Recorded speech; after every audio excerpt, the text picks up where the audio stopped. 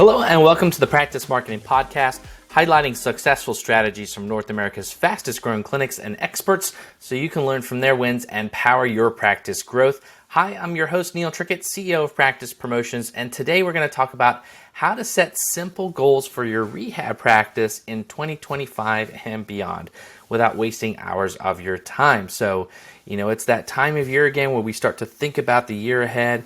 We start to look at what we can achieve. And it's really important to take some time to plan things out. If you don't write it down, if you don't plan it out, you're never going to get there, right? So we want to make sure that we take some time to plan it out. But what tends to happen is we might put together this elaborate big plan and then it never gets done. And that's what tends to happen to a lot of folks, is that they get very excited at the beginning of the year. They have these big goals, these big ideas, and then the execution part of it becomes difficult and they don't really hit their targets by the end of the year. So what I would suggest is that we look at planning a year through some big targets that you want to achieve, but then you break it down into 4 quarters. And we just start with a quarter at a time so that we can have some maneuverability within that first 3 months to get to those targets that we want to get to. So we'll talk about that here in a minute. But first, let's talk about, of course, there's some issues that we have to look at in the marketplace. And we're playing within this healthcare environment here today. And what is that, looking like for us out there? I would say that with practice owners that I talk to that come to us at Practice Promotions, one of the primary reasons that they're reaching out to us is usually inconsistency with new patient volume. Sometimes that new patient volume is going great, things are busy, and then all of a sudden it's like, what happened that week? Where did the patients go? So you need to have systems in place no matter what size your clinic is, and usually those marketing systems have to evolve and change and improve and be bigger and more efficient at scale, so you work on more consistency on new patient volume, because that is one of the primary killers of not being able to reach your goals, is when that new patient volume is inconsistent because your marketing systems aren't really evolved to where they need to be. To what got you here today isn't going to get you where you need to get to tomorrow. So I would just suggest that you really look here first at what your new patient volume needs to be on a consistent basis and plan that out for the year. The other thing that we're facing in the marketplace today is talent shortages. So it might be busy at this time, and you're like, hey, I know I could see more patients within our clinic space, but I just don't have the staff. Well, the game has changed. COVID changed the game. 20,000 plus, physical therapists left the profession in 1 year, right? And so we're scrambling still to make up from that. And what's really nice is we actually have a lot of demand from the marketplace. There's the people getting older, they need our services more, and the good thing is that the demand for services is going up, which is a really good problem to have. But we are not catching up with the number of people that are coming out of school to the amount of people that are leaving the workforce. So what that's made is that there is a fight for talent. And so one of the priorities for this year probably is going to be, how do we grow and how do we attract talent to us to help us get to those growth targets that we want to hit. And so we'll talk about here some things that you could look at for that. But one of the key things is, how are you going to look at how you are marketing for your ability to attract top talent to you? That's a key thing that you'll have to do to differentiate yourself in the market. The other part is obviously reimbursement challenges. We can't always just base what on Medicare is going to pay, right? We know that Congress is a big problem with that. The Medicare system needs to get revamped. There's other changes with the healthcare, private insurances and how they go off of Medicare reimbursement. So, that can be a big challenge, but if you're better at marketing your clinic and selling your services, you can attract higher paying insurances. You can have more negotiating clout, right, with the insurance companies. And, you can say no to some insurance companies because you feel confident in how you can actually market and attract the patients to you. And patients are feeling that more out there. It's more difficult for them to see doctors within their network. They're feeling that out there. So people are paying more out of pocket these days for care. And so they're a little bit more used to going out of network for certain providers. The other part is just really standing out in a competitive market. So, it's a busy world out there and it's getting busier. So, we've got big hospital systems and other corporate networks and things that we're trying to stand out against. But the more you can elevate, again, your marketing systems, the more you can be able to compete online in that crowded marketplace and take a good chunk of that market share that you should have out there.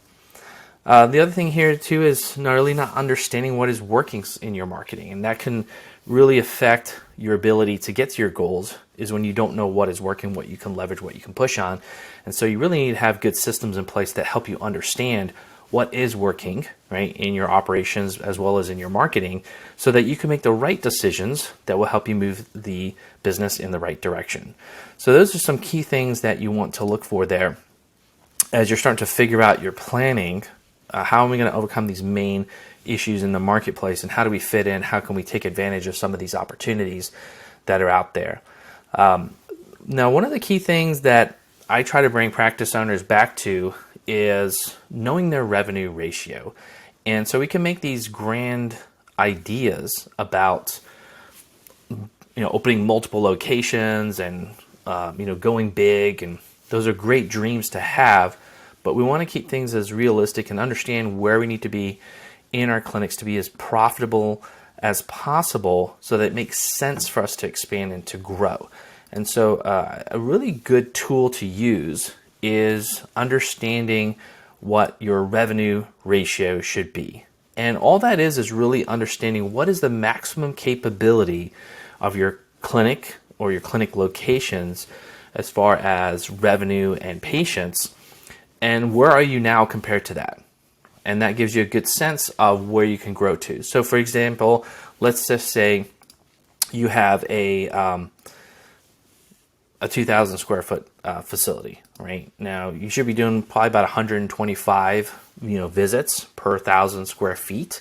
So 250 visits total for that 2,000 square foot location. Now you got to see where you're at compared to that ideal scene. Maybe you're really, you're in that growth mode, and you're only at like 100 out of 250 capable. So what would your goal be this year? Is it to get to 250? That might be a big stretch. It's possible, but you'd have to do some pretty aggressive things to get there. So you might have a conservative target to get you to that. But if you're planning on what your revenue ratio really is, which again is just knowing what your maximum capability is in your practice and dividing that into where you're currently at. So you want to divide your current revenue that you're getting compared to what your revenue could be. And it just shows you the big difference there. Maybe you're at a 70% of your revenue ratio. Maybe you're at 50%, maybe you're at 80%, whatever it could be. But that's going to help you a lot with your planning where you need to be. If you want to check that out, we have a great tool on our website. So it's practicepromotions.net/revenue-ratio-calculator. And you can go on there and you can actually play with, where your revenue is per visit, how many patients you have, how many patients you get per visit, all those numbers, and it can give you where you're currently at compared to where you could be. And so I think that's a really great place to start when you're looking at your goals, what your plans are, is knowing where is my ideal scene for the practice, what could I potentially be doing here compared to where I am right now, and then how can I close that gap, and that's going to help you a lot with your goals and your planning. Do you want more freedom in your clinic? Then you need to work on your business, not just in it. The top practice owners know that they need a marketing system that consistently attracts patients from the internet. And at Practice Promotions, we've helped hundreds of practice owners skyrocket to the top of Google and get more new patients from online. Go to practicepromotions.net/kit to get our free practice marketing sample kit. It includes all our digital marketing tips and tricks that will get you new patients from Google. That's practicepromotions.net/kit, KIT, for a free marketing kit. And now back to the show. That's a really great place to start when you're looking at your goals, what your plans are, is knowing where is my ideal scene for the practice, what could I potentially be doing here compared to where I am right now, and then how can I close that gap, and that's going to help you a lot with your goals and your planning. The one key thing I would say here as you're setting your practice goals is really to work backwards, and that's kind of what that revenue ratio does, is it kind of gets you to think about where you should be and then you can work backwards to get there. So you want to work backwards in terms of like, okay, we need to hit the certain revenue here, target by the end of the year, and that would help us hit a certain profit margin. And then from that, I can see, okay, well, let's say I get an average dollar per visit. I should know what that is. I should know how many average visits per case someone comes to me. Let's say it's 10, and I get $80. That's $800 a visit. So how many visits will it take to be at that revenue ratio that I need to be at that certain profit margin? And then what would happen if I squeaked up that, average per client, case, right? Maybe they come in for 11 visits, and maybe they're a little bit higher average per reimbursement per visit. Those are parameters you can play with that. But we want to start backwards from where I want to be at, and then how many visits is it going to take to get me to that, and then how many new patients do I need to get in the door, factoring in cancellations, dropout rates for those patient visits. How many new patients do I need to get in the door to make that happen? So I would work there first, is what's that end target, and then work backwards. The other thing I would look at for yourself, and really for your clinic, because you can work a lot of numbers without the revenue that you should be generating. And we all know that costs are going up, right? So it can be really easy to just focus on what an insurance company will pay us versus what our hourly rate should be for the services that we're providing. So I don't know if you've done that, but looking basically, at your expenses, at what it costs to actually operate per visit, right, as like an hourly rate, and then, giving yourself a nice 15 or 20% profit margin on that, where should that number really be? And so the closer that you, again, can get to that ideal number, it helps you make a lot of decisions in your practice. Maybe you're taking a lot of patients from a low reimbursing insurance. I know that in our practice, Humana was a terrible payer, and we had a decision on, do we want to take that insurance at a capitated rate in their HMO, and it didn't make sense, right? We would actually have to see about 3-4 patients an hour just to make it worth it. And so knowing that rate of what your services are really worth helps you decide, do I really want to play with that insurance company or not, right? And it's easy to be tempted by, boy, I can get a lot of patients out of that, but is it worth it to diminish your services because you're seeing so many patients at per hour with that? So I'd say know your worth from that, and that's going to help you make a lot of decisions moving forward, and then your goals can align with that. And I would say that if the better that you get at your marketing, the better that your sales processes get within your clinic, the more comfortable you are to make those decisions of what insurances you do want to take and what cash or what out-of-network benefits you will take for other patients, right? Because you're very good at attracting people to you for your services. And the better you can get at that, the more demand you're going to have for your services and the higher rate that you can charge. And again, if you know, like, hey, I'm not going to play with these certain insurances because they pay too low, fine. You feel good about going out of network with those. And, then you're able to get paid what you're supposed to get paid. So I would say you really look at that as you go into 2025 with that. So when you come to your planning, these core things now. You're going to know your revenue ratio. You're going to look at certain KPIs that you want to hit within the market there, working backwards from that. What I would say is really break that down into quarters. So it's great to have yearly targets of what you want to hit by the end of the year, for example.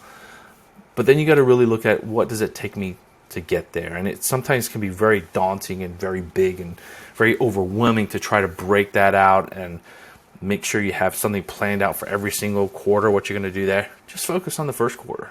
Right? What are you going to do here in quarter one to get a quarter of the way to your goals, right? And then as you get closer in March, you can start planning for your second quarter.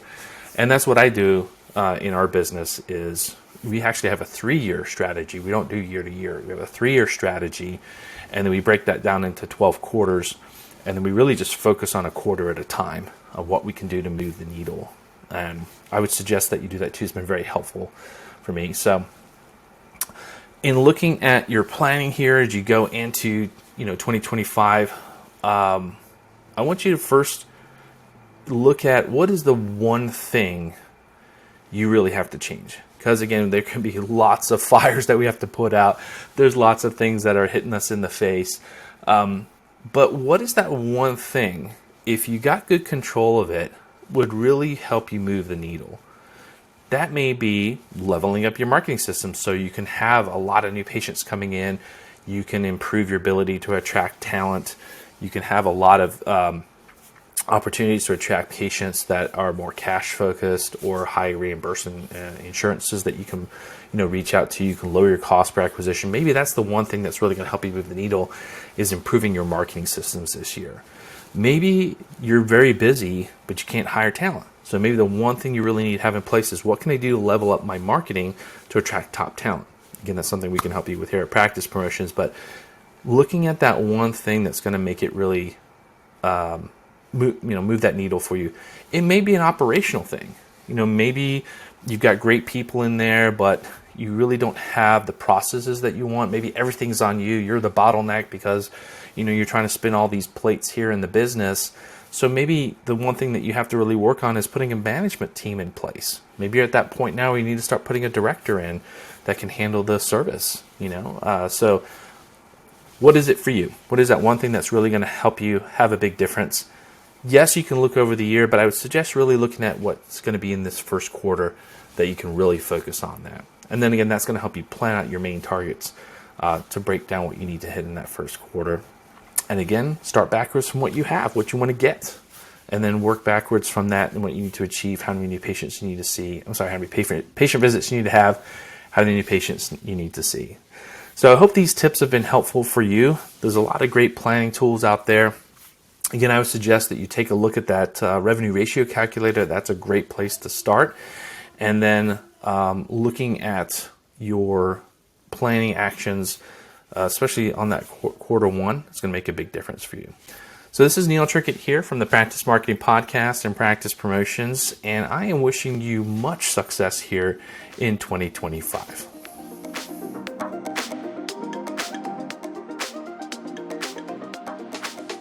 A free way for you to support our show is by leaving a 5-star rating and review on Apple Podcasts. It's a chance for you to tell us what you love about the show, and it helps others discover it as well.